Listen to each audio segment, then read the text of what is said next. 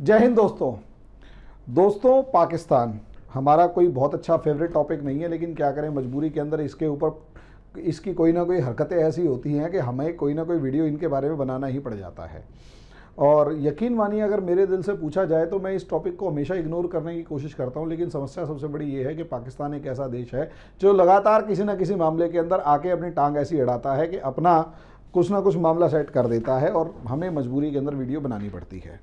अब दोस्तों, टॉपिक क्या है? टॉपिक है दोस्तों, इमरान खान का ब्रिटेन दौरा कैंसिल होना। उसके ऊपर डिस्कशन करने से पहले छोटी सी एक इन्फॉर्मेशन। दोस्तों, कोविड-19 आ रहा है और अभी भी ये वेव जो है वो ख़त्म होती हुई नज़र नहीं आ रही। भले ही कितनी ही वैक्सीन आ जाए और जो भी है 2-3 साल तक अभी आप परेशान रहेंगे, कम से कम साल 2 साल तक। तो ऐसे में क्या आप आईएएस प्रिपरेशन या यूपीएससी पीसीएस की प्रिपरेशन जो है वो कर रहे हैं तो उसे रोक सकते हैं? इतने में कितनी उम्र निकल जाएगी पता नहीं। तो ऐसे में आप लोगों को अगर ये प्रिपरेशन करनी है तो घर बैठ के आप एनसीईआरटी के कोर्स को स्टार्ट कर सकते हैं। और इनके लिए जो कंसेप्ट चाहिए, आईएएस पीसीएस के लिए जो कंसेप्ट चाहिए, उससे रिलेटेड हमने कंसेप्टर बैच लॉन्च करना है। अगले हफ्ते उसकी क्लासेस स्टार्ट होने जा रही हैं। तो जल्दी से जल्दी इस बैच की सबसे बड़ी खास बात यह है कि इसमें जीएस के कंसेप्ट्स इस तरीके से कंप्लीट करवा दिए जाएंगे कि आपकी 6 से लेकर 6ठी से लेकर 12वीं तक की एनसीईआरटी कंप्लीट होगी और साथ साथ जो जीएस के बेसिक कंसेप्ट्स हैं यूपीएससी और पीसीएस लेवल के, वो सारे कवर हो जाएंगे। तो दोस्तों, जल्दी से जल्दी आप इसे ज्वाइन कीजिए और अपने बेसिक कंसेप्ट्स को मजबूत कीजिए। फीस हमने बहुत ही नॉमिनल रखी है। 500 रुपीज़ पर मंथ की फ़ीस है। आराम से दीजिए और क्लास स्टार्ट कीजिए। तो दोस्तों, अब आ जाते हैं टॉपिक के ऊपर। टॉपिक है इमरान खान। इमरान खान ने विजिट करनी थी पाकिस्तान, यूके की। अब यूनाइटेड किंगडम की विजिट करनी है तो यूनाइटेड किंगडम इस टाइम पर एक ऐसा देश हो चुका है, ऐसी सिस्टम हो चुका है, सिस्टम वहाँ डेवलप हो चुका है, यूँ कहें उसे एक ऐसी ज़रूरत आन पड़ी है कि वो यूनाइटेड किंगडम किसी टाइम पर यूरोपियन यूनियन का हिस्सा होते थे। अब यूरोपियन यूनियन का हिस्सा होता था, तो अब वो ब्रेग्जिट कर यूरोपियन यूनियन से अलग हो चुका है और ब्रेग्जिट की इसकी एक सिचुएशन आ चुकी है। यानी ब्रेग्जिट का मतलब ब्रिटेन की एग्जिट। अब इसके बाद सिचुएशन क्या है कि ब्रिटेन अभी तक लगभग पिछले 20-30 साल से जो भी है वो जो यूरोपियन यूनियन है उसकी टर्म्स एंड कंडीशंस के अकॉर्डिंग अपने सारे काम करता था, सारे सिस्टम चलाता था, सब कुछ करता था। अब प्रॉब्लम यहाँ से शुरू हुई है ब्रेग्जिट की कि असलियत में ब्रिटेन अब इससे हो चुका है अलग। तो जो डील्स थी, जो भी ट्रेड डील्स थी, जो एग्रीमेंट्स थे, जो एमओयू थे, जो यूरोपियन यूनियन में रहते हुए ब्रिटेन के साथ साइन हुए थे, या जो टर्म्स कंडीशंस यूरोपियन यूनियन के साथ डिसाइड होने के बाद ऑटोमेटिकली ब्रिटेन के ऊपर लागू हो जाती थी, वो टर्म्स कंडीशंस अब लागू होंगी या नहीं होंगी, क्या होगा क्या नहीं, इसके बारे में एक बहुत तगड़ी कंफ्यूजन है। या यूं कहें कि ब्रिटेन किसी टाइम पर एक ग्रुप में चल रहा था और जो भी ग्रुप की कंडीशंस थी वो ब्रिटेन पर भी लागू होती थी। अब ब्रिटेन ने डिसाइड किया कि वो ग्रुप में नहीं चलेगा, अब ग्रुप से अलग होकर चलेगा। और क्योंकि अब डिसाइड कर लिया है कि ग्रुप से अलग होकर चलेगा, तो अब उसे न्यू ट्रेड डील्स, नए एग्रीमेंट्स, नई ट्रेड डील्स और नए एग्रीमेंट्स करने पड़ रहे हैं। अब ऐसे में उसे नए पार्टनर्स चाहिए, सारा नया सिस्टम चाहिए, सब कुछ नया चाहिए। ऐसे में ब्रिटेन आया था इंडिया। और इंडिया में हालांकि क्योंकि जो उनके प्रधानमंत्री हैं वो इंडिया विजिट करने जा रहे थे, करने की तैयारी में थे। अब प्रॉब्लम ये आई कि पहले ब्रिटेन के अंदर बहुत तगड़ी कोविड-19 की वेव आ गई तो उनका जो विजिट था वो कैंसिल हो गया। फिर इंडिया के अंदर बहुत तगड़ी वेव आ गई तो उनका विजिट कैंसिल हो गया। यहाँ तक कि हमारी 26 जनवरी की परेड में भी उनको चीफ गेस्ट के तौर पर बुलाया जाना था, लेकिन नहीं आ पाया, जो भी था मामला। अब सिचुएशन को समझिए। मामला ये है कि फिर भी इंडिया और ब्रिटेन के बारे में मामले में एक road map for 10 years develop करने की कोशिश की गई। अब road map for 10 years develop करने के बारे में एक तरीके का मन बन चुका है कि हाँ, 10 साल के अंदर अंदर हम रोड मैप डेवलप करेंगे, 10 साल का अगले। और इस 10 साल में कोशिश की जाएगी कि जो अभी ट्रेड है, जो अभी ब्रिटेन और इंडिया के बीच में 2 बिलियन पाउंड या फिर 2.3 लाख करोड़ रुपीस का जो ट्रेड है, उसे लगभग बढ़ाना पड़ेगा। हम इसे डबल करने की कोशिश करेंगे 2030 तक, 2030 तक इसे डबल करने की कोशिश करेंगे। अब इसी के ऊपर बातचीत शुरू हुई डिफरेंट सेक्टर्स में कि किस तरीके से अलग अलग सेक्टर्स के अंदर ब्रिटेन और इंडिया एक दूसरे को कोऑपरेट कर सकते हैं और आगे बढ़ सकते हैं। अब ब्रिटेन एक ऐसा देश नजर आ रहा है दुनिया को जो ज़रूरतमंद है।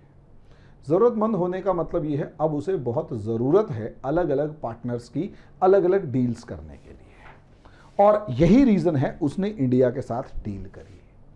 अब इंडिया के साथ डील कर ली तो बहुत बढ़िया बात है। ऐसी सिचुएशन में हमारा पड़ोसी पाकिस्तान इंडिया से कैसे पीछे रह सकता है? ऐसे में इमरान खान, जो इस समय पर किसी एक छोटी मोटी अचीवमेंट के लिए भी तरस रहे हैं, उनको यूनाइटेड किंगडम एक सॉफ्ट टारगेट लगा, एक इजी टारगेट लगा।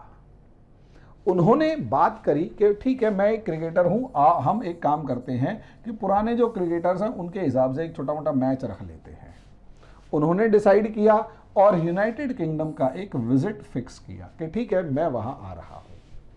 अब यहां पर बातों के अंदर फंसाने के लिए इन्होंने बहुत बढ़िया काम प्लान किया। प्लान ये किया कि ठीक है, मैं ब्रिटेन आ रहा हूं, क्रिकेट विकेट जो भी होगा, क्रिकेट डिप्लोमेसी तो देखी जाएगी, हम वहां एक डील करेंगे और हम यूनाइटेड किंगडम के साथ एक डील करेंगे, और यूनाइटेड किंगडम के साथ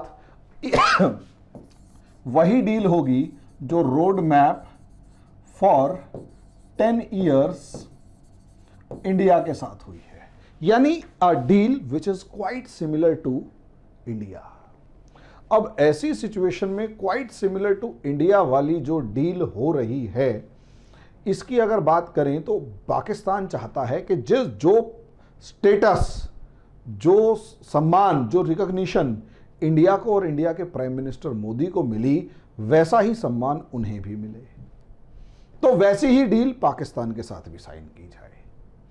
अब ऐसे में उन्होंने कहा तो ऑब्वियस सी बात है, डिमांड करी होगी तो ब्रिटेन के सामने सीधा सीधा क्वेश्चन ये उठा कि ठीक है यार, हमने जो इंडिया के साथ रोड मैप फिक्स किया उसमें हमारे पास वेरियस सेक्टर्स हैं।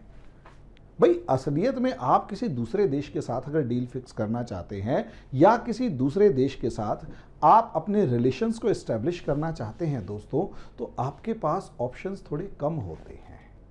ये समझ लीजिएगा, जब आप किसी भी दूसरे देश के साथ रिलेशंस करना चाहते हैं तो असलियत में ऑप्शंस तो कम होते हैं तब जब आपकी इंडस्ट्रीज ना हो। आपको दूसरे देश के साथ मतलब लेन देन में टिट फॉर टैट होता है, गिव एंड टेक होता है। गिव एंड टेक का मतलब ये होता है कि जितना आप ज़्यादा देंगे उतना ही आपको मिलेगा। इसीलिए मैंने कहा ऑप्शंस कम होते हैं। कब? जब आपके पास देने के लिए कुछ ना हो। अब इंडिया के साथ जो ट्रेड डील फिक्स की गई, उसका जो रोड मैप तैयार किया गया, तो असलियत में ये कहा गया कि ब्रिटेन और इंडिया जो अभी बाईलेटरल डील कर रहे हैं, बाईलेटरल एग्रीमेंट किया, बाईलेटरल रिलेशंस जो दो देशों के संबंध हैं, इनको हम डेवलप करेंगे कॉम्प्रिहेंसिव स्ट्रेटेजिक पार्टनरशिप की फॉर्म में। अब ये कॉम्प्रिहेंसिव स्ट्रेटेजिक पार्टनरशिप का मतलब ये होता है कि असलियत में हम इन देशों को, असलियत में हम क्या करेंगे, इंडिया और ब्रिटेन जो हैं अभी तक सिर्फ और सिर्फ बायलैटरल रिलेशंस, यानी दो देशों के बीच के रिलेशंस हैं, उससे आगे का रिलेशन हम एस्टैब्लिश करते हैं और एक दूसरे की स्ट्रेटेजी, रणनीति से जुड़े मुद्दों के अंदर भी एक दूसरे को साथ देंगे और इन डेप्थ सपोर्ट करेंगे। अब ऑब्वियस सी बात है, ऐसे में ऐसे में इंडिया ब्रिटेन को या ब्रिटेन इंडिया को क्या दे सकता है? सबसे बड़ी बात है, इंडिया और ब्रिटेन का एक सबसे पुराना रिलेशन। इंडिया के ऊपर ब्रिटेन ने लगभग 200 साल राज किया। अब आप कहेंगे पाकिस्तान के ऊपर भी राज किया, तो पाकिस्तान असलियत में ब्रिटेन की नाजायज़ औलाद है जो गले पड़ी रहती है, और जब तक उसका इस्तेमाल होता है तब तक तो ब्रिटेन और अमेरिका पाकिस्तान का इस्तेमाल करते हैं, वरना तो सीधी सी बात है छोड़ देते हैं। इंडिया के पास ब्रिटेन को देने के लिए बहुत कुछ है। सबसे पहला ट्रेड। मैंने आपको बताया 2,30,000 करोड़ रुपए का ट्रेड। इसके कंपैरिजन में अगर पाकिस्तान का देखोगे तो 30,000 करोड़ रुपीस का ट्रेड, तो डिफरेंस तो है ही नहीं, बहुत ज़्यादा डिफरेंस है, 7 गुना से भी ज़्यादा।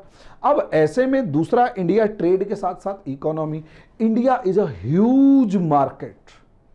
इंडिया दुनिया के लिए सबसे बड़ी मार्केट है, चाइना के बाद सबसे बड़ी मार्केट्स में से एक आती है, जो बहुत बड़े अमाउंट के अंदर डील करती है। अब ऐसे में कोई भी कंपनी अगर इंडिया के अंदर आके अगर ट्रेड करना चाहे तो उसके पास सोच के देखो कि मार्केट कितनी बड़ी होगी। और उसी के कंपैरिजन में पाकिस्तान, इंडिया का मिडिल क्लास पाकिस्तान की टोटल पॉपुलेशन से कहीं ज़्यादा दिगुना तिगुना है। अब 2 टाइम्स और 3 टाइम्स अगर इंडिया का मिडिल क्लास है पाकिस्तान की टोटल पॉपुलेशन का, तो पाकिस्तान वहाँ एग्जिस्ट ही कहाँ करेगा। तीसरा, इंडिया की कंपनीज बहुत बड़े अमाउंट में, यहाँ तक कि इन्फोसिस से लेकर, विप्रो से लेकर, टाटा, आर्सेलर मित्तल वगैरह, ये सारे के सारे ब्रिटेन के अंदर जिस लेवल पर इन्होंने इन्वेस्टमेंट किया या कर रहे होते हैं, उससे ब्रिटेन में जॉब, एम्प्लॉयमेंट डेवलप होता है। अब पाकिस्तान के पास कंपनीज के नाम पर ये तो जमींदार लोग हैं, ज़मीनें ही बेच सकते हैं, ज़मीनें खरीद सकते हैं और ज़मीनों के सौदे करके अपना ब्रिटेन के अंदर और अमेरिका के अंदर आराम से रह सकते हैं। अब ऐसे में अगर आप देखेंगे तो इकोनॉमी के मामले में इंडिया के सामने पाकिस्तान तो कहीं ठहरता ही नहीं है। अब आ जाते हैं डिफेंस। इंडिया का सबसे इंपॉर्टेंट है defence and security and health. दुनिया के अंदर इंडिया जो है वो फार्मेसी ऑफ द वर्ल्ड है, और वहीं पर ब्रिटेन के पास बहुत सारी ऐसी कंपनीज हैं टेक्नोलॉजी के मामले में जो इंडिया को बहुत सारे पेटेंट्स और दूसरी टेक्नोलॉजीज ट्रांसफ़र कर सकती हैं। रही बात डिफेंस, इसके ऊपर सबसे ज़्यादा इंपॉर्टेंट हुआ कि ब्रिटेन और इंडिया के बीच में एक तरीके का म्यूचुअल अंडरस्टैंडिंग डेवलप हुआ है कि ब्रिटेन तेजस को मैक 3 और मैक 2 और मैक 3 के बाद उसे और ज़्यादा अपग्रेड करने में मदद करेगा। अब इंडिया और यूके के पास तो इतने सारे। अब इसके बाद अगर आप दूसरे कॉपरेशन को देखोगे तो मैरीटाइम प्रोपल्शन, इसके अंदर क्या होगा कि समंदर के अंदर जितना भी मामला है सारे का सारा डील किया जाएगा। उसके साथ स्पेस, इंडिया का जो इसरो है वो और ब्रिटेन की जो स्पेस एजेंसीज है उनके बीच में जो कॉपरेशन स्टार्ट होगा उसका भी लेवल अलग होगा। इंडिया के पास देने के लिए बहुत कुछ है ना। साइबर सिक्योरिटी के मामले में भी जिस तरीके से इंडिया आगे बढ़ रहा है, पूरी दुनिया उसको रिकॉग्नाइज कर रही है, लेकिन यहाँ इंडिया को सपोर्ट ज़्यादा चाहिए। अब इसके कंपैरिजन में पाकिस्तान ना तो स्पेस में कुछ दे सकता, डिफेंस के मामले में आतंकवादियों का देश है, ट्रेड के मामले में फुटबॉल जैसी 2-4 चीज़ें एक्सपोर्ट करता है, वो भी चलो 30,000 करोड़ रुपीस कुछ तो एक्सपोर्ट करता ही होगा, वो भी रॉ मटेरियल की फॉर्म में। अब ऐसी सिचुएशन के अंदर पाकिस्तान जब इंडिया से कंपैरिजन करेगा, या पूरी दुनिया के अंदर कहीं पर भी खड़ा होकर पाकिस्तान इंडिया से कंपेयर करेगा किसी भी तीसरे देश के सामने, तो तीसरा देश ऑब्वियस सी बात है सऊदी अरेबिया जैसा एक देश जो पाकिस्तान का बहुत अच्छा दोस्त हुआ करता था, उसने जब पाकिस्तान को रिजेक्ट कर दिया तो ब्रिटेन या जो वेस्टर्न कंट्रीज़ है वो कहीं ज़्यादा प्रोटेक्ट हैं, वो कहीं ज़्यादा प्रैक्टिकल हैं।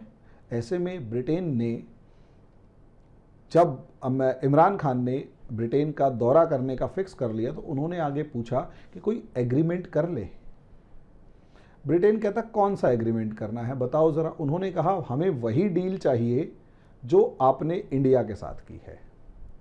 ब्रिटेन ने क्लियर वर्ड्स में कह दिया इंडिया के साथ वाली डील तो आप भूल जाओ, और रही सही कसर जो आपके चाइना के साथ जिसे कहते हैं ना वो जुगलबंदी चल रही है, इसके ऊपर वैसे भी हमारे को बड़ी खटपट है। ये शुक्र मनाओगे तुम्हारे को यहाँ पर बुला लिया, बातचीत अगर उस मामले पे करनी हो, अफगानिस्तान और दूसरे मामले पे करनी हो तो ठीक है, वरना इंडिया वाली ट्रेड डील को तो भूल जाओ। अब ऐसे में पाकिस्तान वालों की सबसे बड़ी सिचुएशन क्या आई है? पाकिस्तान वालों की सिचुएशन ये आई है कि पाकिस्तान वाले क्लियर वर्ड्स में कहते हैं अगर ऐसे में हमारे प्रधानमंत्री सिर्फ और सिर्फ क्रिकेट खेलने आएंगे और क्रिकेट खेल के वापस चले जाएंगे तो पूरे देश के अंदर क्या मुंह दिखाएंगे इमरान खान क्या मुंह दिखाएंगे? वो तो कुछ कह ही नहीं पाएंगे। और देश में जो फजीहत होगी और दुनिया में जो फजीहत होगी कि दुनिया का सबसे वेला प्रधानमंत्री, खाली प्रधानमंत्री जो जाके क्रिकेट खेल के वापस आ रहा है, इसमें तो बड़ी इंसल्ट होगी। अब ब्रिटेन वाले कहते हैं वो तुम जानो, हमें नहीं पता। अब ब्रिटेन वालों ने भी बिल्कुल क्लियर वर्ड्स में कह दिया। इस तरीके से दोनों के बीच में इस तरीके वो एक डिफरेंसेस क्रिएट हुए कि पाकिस्तान की जो फॉरेन मिनिस्ट्री, उन्होंने कहा कि इमरान खान का जो भी इनका दौरा था उसे हमने पोस्टपोन कर दिया है। उधर से ब्रिटेन की तरफ से ये आया, ब्रिटेन की तरफ से ये आया कि वो पोस्टपोन जो भी हुआ, हमारी कुछ ऐसी मीटिंग्स वगैरह की बात फिक्स नहीं हो पाई, इसलिए मामला जो है वो अभी विजिट जो है वो कैंसिल कर दी गई है। यानी दोनों ने अपनी आन बान बचाने या दोनों ने क्लियर वर्ड्स में बोलने की जगह क्लियर वर्ड्स में ये कह दिया कि भैया प्रधानमंत्री को मना हो गया है। यानी एक तरीके से बहुत ही धीरे सही, भाई बड़े आदमी को यूं थोड़ा ना कि बिल्कुल घोड़े की तरह दुलत्ती मारी जाएगी, थोड़ा सा बात की लात मारी जाती है। वो बात की लात मार के साफ कह दिया कि दफ़ा हो जाओ, तुम्हारे साथ वो डील नहीं होगी जो इंडिया के साथ हो रही है। और यही एक कारण है कि इसका बड़ा अचीवमेंट सब। और यहाँ से आप किसी भी कंट्री की फॉरेन स्टेटस को देख सकते हैं कि किसी भी कंट्री का स्टेटस, उसके जो फॉरेन उनके जो कंट्री हेड्स होते हैं उनका स्टेटस कंट्री के ऊपर किस तरीके से और किस किस एंगल पर डिपेंड करता है, ये सबसे ज़्यादा इंपॉर्टेंट होता है। यहाँ आप देख सकते हैं कि इंडिया के ऊपर जिस तरीके का इंडिया ने दुनिया के ऊपर जो इंप्रेशन क्रिएट कर रखा है, उसको बराबरी करने की जब पाकिस्तान कोशिश करता है तो पाकिस्तान के अंदर पोटेंशियल नहीं है और वो हमेशा डांट खा के या लात खा के आता है। तो दोस्तों, इसमें भी जो डेवलपमेंट होगी इसके ऊपर हम बाकी बाद में देखेंगे। अभी के लिए इतना ही, धन्यवाद।